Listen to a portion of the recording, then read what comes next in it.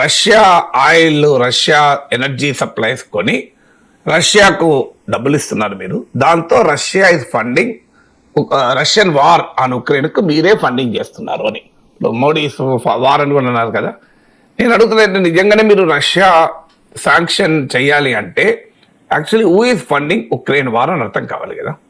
అంటే according to America రష్యాతో energy trade జరిపితే that is funding Ukraine war. Yes, కొంతవరకు లాజిక్ కరెక్ట్, ఎందుకంటే రష్యాకు డబ్బులు వస్తాయి కదా.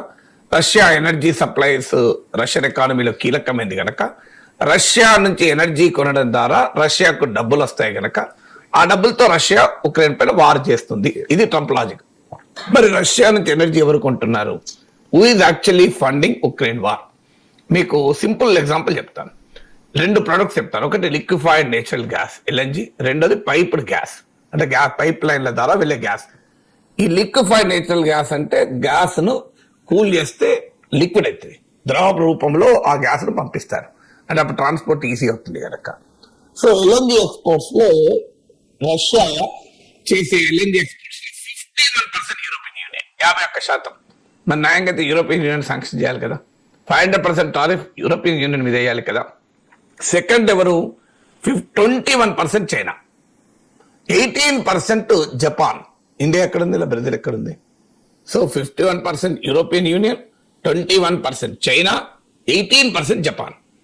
అంటే జపాన్ కూడా అమెరికా మిత్రదేశం, యూరోపియన్ యూనియన్ అమెరికా మిత్రదేశాలు, నాటోలో భాగస్వామి. అంటే 51 + 18 69%. 69% మీరే కదా. ఇక మిగతా 10% ఆల్ చిన్న చిన్న కంట్రీస్ ఉండొచ్చు. So nearly 70% of Russian LNG America మిత్రదేశాలకు వెళ్తుంది. ఇంకా what nonsense are you talking? మీకు 2వ ఉదాహరణ చెప్తాను. Piped gas. పైప్డ్ గ్యాస్ లో మీకు ఎవరు కొంటున్నారు? 37% యూరోపియన్ యూనియన్, 30% చైనా, 27% మీకు తుర్కీ కొంటుంది. తుర్కీ ఇది నాటో మిత్ర భాగస్వామి. అంటే అగైన్ ఇక్కడ కూడా మీరు చూడండి, 37 + 27 64% అమెరికా మిత్ర దేశాలు ఉంటున్నాయి. మరి ఇండియా పైన ఎక్స్ పెడుతున్నారు ట్రంప్.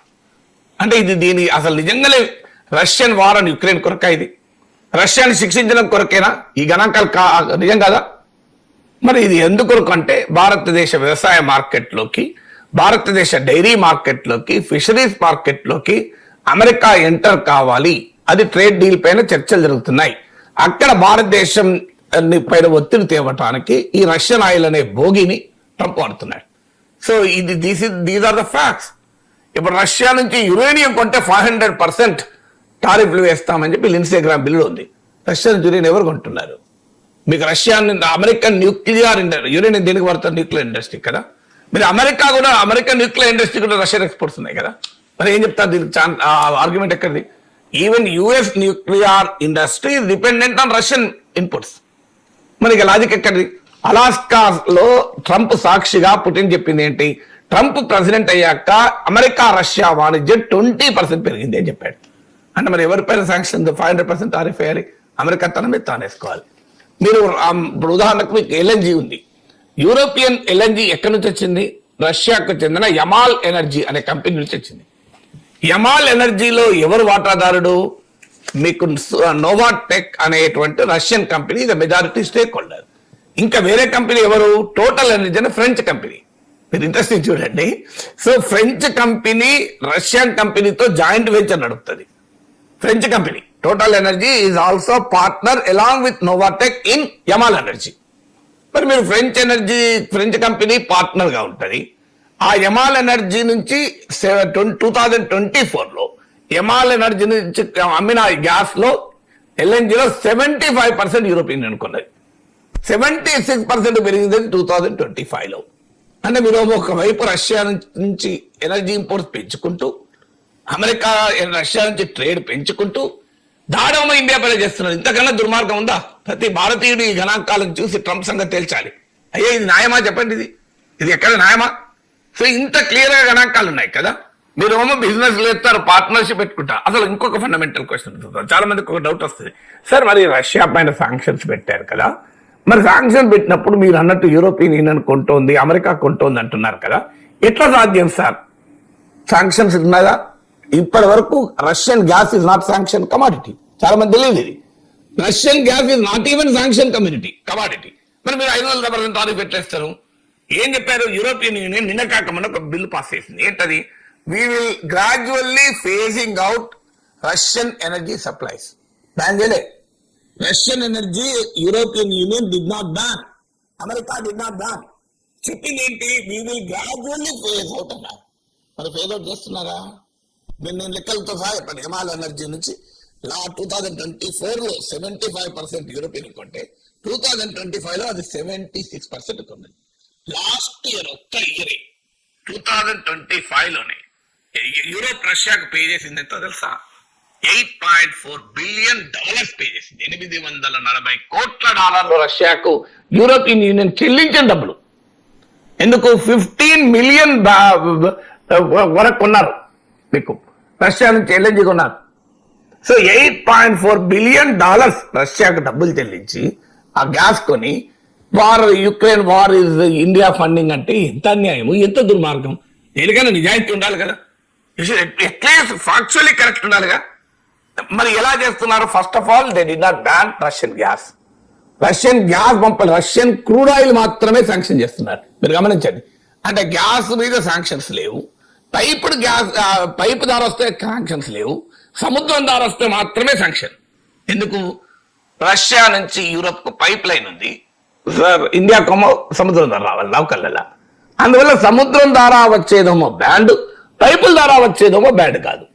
గ్యాస్ రూపంలో ఉంటే బ్యాండ్ కాదు, ఇంకా వేరే రూపంలో ఉంటే బ్యాండ్. అంటే ఎందుకు? అంటే రష్యా అమెరికా యూరోప్ కొనేదానికేమో అభ్యంతరాలు ఉండకూడదు. ఇంకొక విషయాన్ని చెప్తారు, రిఫైన్డ్ పెట్రోలియం ప్రొడక్ట్స్ ఉంటారు. అంటే ఉదాహరణకు మీరు ముడి చమురు శుద్ధి చేస్తే అనేక రకాల ప్రొడక్ట్స్ వస్తాయి. ఈ రిఫైన్డ్ పెట్రోలియం ప్రొడక్ట్స్ మనకు ఉండలేదు యూరోప్. యూకే, కెనడా, స్విట్జర్లాండ్లకు ఎగ్జామ్షన్ ఇచ్చారు. అమెరికా, యూరోపియన్ యూనియన్ రష్యా నుంచి రిఫైన్డ్ పెట్రోలియం ప్రొడక్ట్స్ కొనము అని ప్రకటించారు. ప్రకటించి ఏం చేశారు? మళ్ళీ కెనడా, స్విట్జర్లాండ్, యూకేలకు ఎగ్జామ్షన్ ఇచ్చారు. అదే కాదు, ఇదే రష్యన్ క్రూడ్ ఆయిల్ ను రిలయన్స్ ఎనర్జీ కొని మళ్ళీ దాన్ని రిఫైన్ చేసి యూరోప్ అమ్ముకుంటే వాళ్ళు కొంటున్నారు. ఇందులో నిజాయితీ ఎక్కడ ఉందా? మీరు నిజంగానే రష్యన్ ప్రొడక్ట్ కొనము అంటే రవిశంకర్ ఇచ్చే వాటర్ బాటిల్తో నేను నీళ్ళు తాగను అన్నాను అనుకోండి, మీరేం చేస్తారు? ఇదే వాటర్ బాటిల్ మీరు కెమెరామెన్కి ఇస్తారు, కెమెరామెన్ నాకు ఇస్తాడు. రవిశంకర్ వాటర్ బాటిల్ నాకు రవిశంకర్ కు పడదు అంటే జోక్ అంటున్నా, పడదని కాదు. సో రవిశంకర్ ఇచ్చే వాటర్ బాటిల్తో నేను నీళ్ళు తాగను, ఎస్ నా శపథం. మీరేం చేస్తారు? మీ దగ్గర వాటర్ బాటిల్ తీసుకెళ్లి కెమెరామెన్కి ఇస్తారు, కెమెరామెన్ నాకు ఇస్తాడు. What is the difference? ఇది ఇప్పుడు యూరోప్ చేసేది. వాళ్ళేమో రిఫైన్డ్ పెట్రోలియం ప్రొడక్ట్ కొన్నారట రష్యా నుంచి, కానీ అది రష్యా నుంచి ముడి చమురు ఇండియా కొని, రిలయన్స్ ఎనర్జీ కొని దాన్ని రిఫైన్ చేసి మళ్ళీ యూరోప్ అమ్ముకుంటే నో ప్రాబ్లం అట. ఏమన్నా నిజాయితీ ఉంది ఎక్కడన్నా? సో అందువల్ల ఇట్ ఇస్ అబ్సల్యూట్ ట్రాష్. ఈ 500% టారిఫ్లు అనేది ఇట్ మేక్స్ నో డిఫరెన్స్. నిన్న నేను చెప్పాను కదా, దీన్ని ₹1000 బాటిల్ అనుకోండి, తర్వాత ₹1,00,000 బాటిల్ చేసి ఇట్ మేక్స్ నో డిఫరెన్స్. ₹1000 పెట్టి వాటర్ బాటిల్ కూడా కొనడు, నువ్వు దాన్ని 1,00,000 కోటి ఇట్ మేక్స్ నో డిఫరెన్స్. ఒక పాయింట్ దాటాక ప్రైస్ హైక్స్ ఆర్ ఇర్రెలవెంట్. ఎందుకంటే ఇది బియాండ్ పాసిబిలిటీ ఆఫ్ బయింగ్ అవుతుంది. 50% టారిఫ్లతోనే ట్రేడ్ జరగదు. 500%, 1000% వేసుకో, 1,00,000 వేసుకో. ట్రంప్ ఉన్మాదం అంతా బయట పెట్టుకోండి, ట్రంప్ పిచ్ అంతా బయట పెట్టుకోండి, 1,00,000 వేసుకో, ఏం కాదుగా. After 50% nothing is consequential. అందువల్ల ఇది రష్యన్ ఆయిల్ తో సంబంధమే లేదు, రష్యన్ ఎనర్జీతో సంబంధం లేదు. అమెరికా భారత్ల మధ్య ట్రేడ్ డీల్ జరుగుతోంది. ఇండియా పైన ఒత్తిడి తేవటానికి, అమెరికన్ ఉత్పత్తుల్ని ఇండియాలో ఎలో చేయడానికి ట్రంప్ అనుసరిస్తున్న మాక్సిమం ప్రెషర్ టాక్టిక్స్ ఇవి.